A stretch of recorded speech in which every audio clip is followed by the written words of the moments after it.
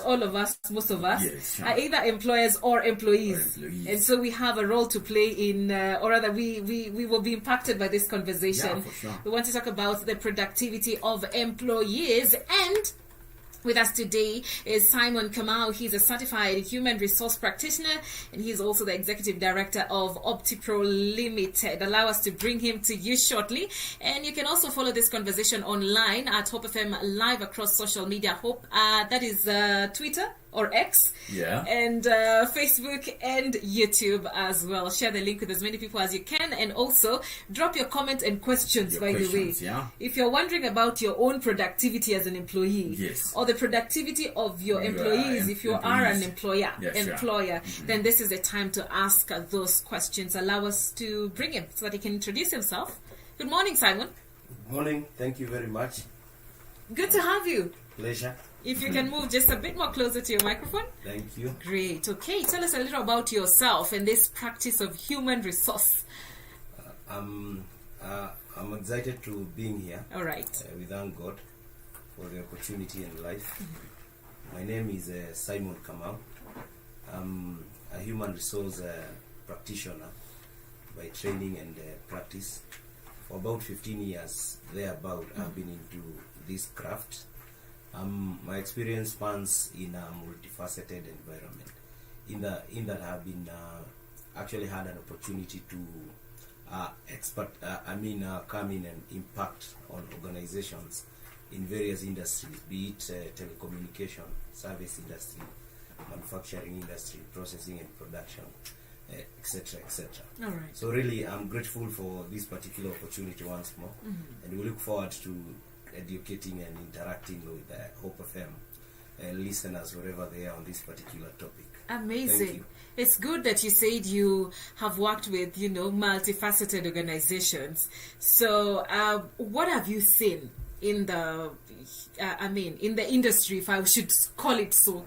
What have you noticed or realized? Thank you very much. I think what we need to really appreciate is that the reason or the objective why an enterprise or an organization exists is purely to draw value. But then, over the time now, we've really had quite a lot of disconnect between the employer's expectations and that of the employee. And purely, if you're to assess an organization from a perspective of value, then you're reporting this in the form of productivity. And this is actually to mean how much value does the inputs of this particular employee have or contribute to the main vision of the organization, in this case being profitability or return on investment. So really the disconnect here will represent itself in the form or the perspective that as much as the employer has set up this particular enterprise with a single objective to really have an impact in the society, looking at it from an economic point of view, but then how comes we are still struggling to realize this particular single objective in the business, which is becoming really a big concern altogether. And you will actually touch what the impact has been, looking into how many industries are closing shops every day, the unemployment rate in Kenya, and of course the big question here will be, is it true that we do not have employment or jobs in this country? Or really, is it a discussion and a conversation around whether the people and the employers as at a collaboration stage are in a position to bring about that value to any given opportunity within an operating or working environment. Yes. Wow, you touch on a very important point, Simon. Is it true? Actually, just answer the question. Is it true that the level of unemployment is high? Or there's a problem somewhere? And what's the problem? Jobs? Yeah. The reality is we have jobs. Okay? Wow, okay. We have jobs. Okay? But then, the biggest gap is now when you look at an employee being the most critical asset in the organization at capabilities level. And what is it that I'm implying to? Each one of us went to school. What we acquired is technical academia. But then to convert the same into industry-based knowledge, that is where the conversation sits. Because really, the conversation shifts now from your own technical academia to the skill sets that you process. Of course, you build the same through experience over a couple of years or time. And eventually, that is what will now come in and define you as a competent employee or as a competent resource within an organization. In that now you can come in and demonstrate value out of that competence to achieve organization key results. And the organization key results here, we need to be very clear. These are now the objectives and goals of the organizations at the point of coming into inception, that is the formation. And equally for those now who have been into existence, the goals and objectives keeps changing, and they keep revolving for considering also every other enterprise or business has to grow in terms of its expectation, expand its pool in terms of product and services. So really the jobs are there, but then what competence do you have to support that organization key result or vision altogether, you as an employee? So you mentioned, sorry to cut you short, you mentioned that, this will be built over with time, but then there is not even the entry point, because I have come from school as a graduate, right? I am expected to get into the workforce and deliver. Yes. And you have clearly told us that there's the academia, there's what I'm taught in school, but there's the real thing. Yes. So where do I practice? I mean, we need to be really very honest and candid, right, in this conversation. More often we are opting for shortcuts as employees. Immediately we come out of college or universities or even tertiary institutions, the immediate focus becomes now, how fast do I make money? From this, okay, right. From the 4 years of training. From the 4 years from of the training. papers now to money. Yes. So the question, how do I make money, is what really does not feature in terms of now your own expertise at that particular point. So if you're an engineer, you will want to come in and convince me that from the onset you're in a position to come in and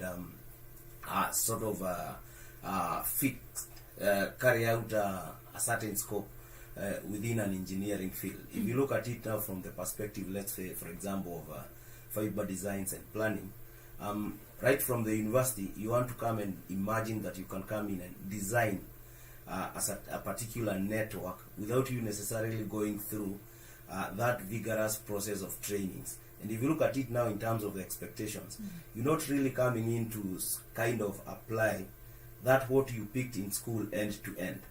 There are industry specifics that are required in this particular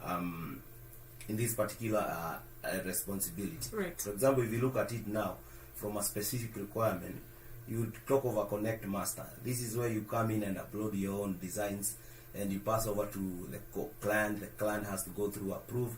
Then you get into now figuring out how do you go into implementation. But what is it that is happening? Right from university or college, and I want to come and convince the employer that I can actually make use of the connect master here and then and on the spot. But really, do I have that know-how? Do I really have that on the job experience? So, Mr. Simon, just to cut you short, sorry. So, where does this graduate go to immediately after school? The right landing point will be that at personal level, we need to be truthful. And being truthful is when you come out and appreciate, yes, indeed, you've gone to school, but then you need to go through into a training. You need to actually undergo a training within that particular specific field.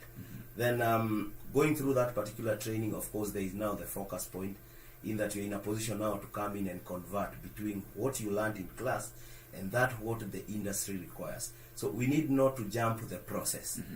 So Simon, you're saying internships and attachment programs and such kind of things. Yes. Volunteering. Even. Yes.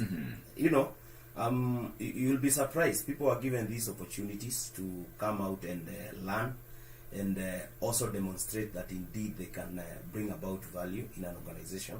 But then what comes on the table is what does this opportunity come along with? Are there any facilitations? Are there any payments? You know, do we have any salary attached to these opportunities, etc., etc.? But then we miss the bigger picture. The bigger picture is that you're in a position now to come in and build your own self in terms of that know-how, and you gain that expertise to sit on the HR table and now start the conversation of the onboarding from the perspective that now I can do it competently. How does the package look like? You know, so the package is coming way before you acquire the right knowledge, skills, and the competence to carry out that particular craft. So if you look at it now from the productive point of view, you have a graduate who graduated like 5 years ago. They have not gone through any training on the job. Neither have they come out to volunteer and put their own time and mind into a specific responsibility to learn on the job. But then luckily they come in and land into an opportunity that really does not so much push and require for you to come in from the inception to demonstrate that indeed you have that, you can undertake that particular craft through your own expertise. So what happens from that stage? You don't know what you're supposed to do. At the end of the day, the employer expects value, and this particular value, we need to really be very specific. The value here does not come by the way you like me, or the way I turn myself out to be your errand boy, etc., etc. But really, it has to be represented through numbers. It's a quantitative conversation as opposed to qualitative.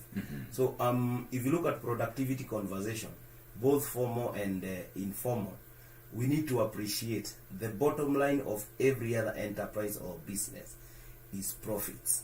The reverse will be losses.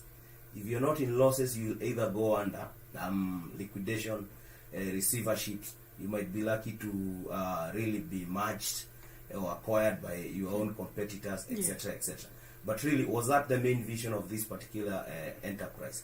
So if you look at productivity, we need not to confuse it with working. Okay. Okay? Right. Okay. We need not to confuse it with working. We really need to be very distinct.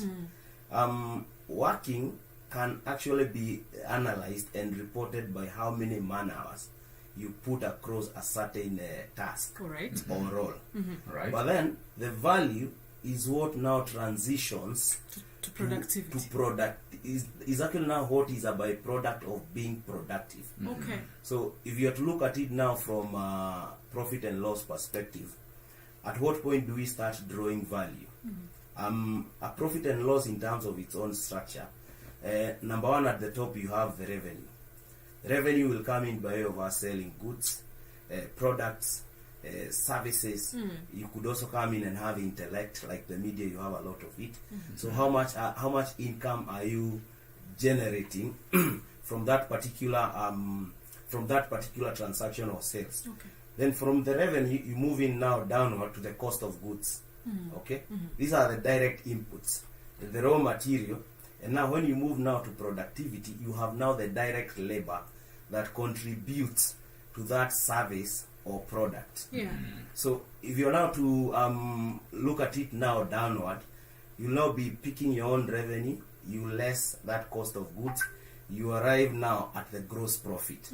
That is the amount that you have at this particular point in time, up to that stage. But then don't forget, you also have a build-up of a P&L in the form of operating expenses.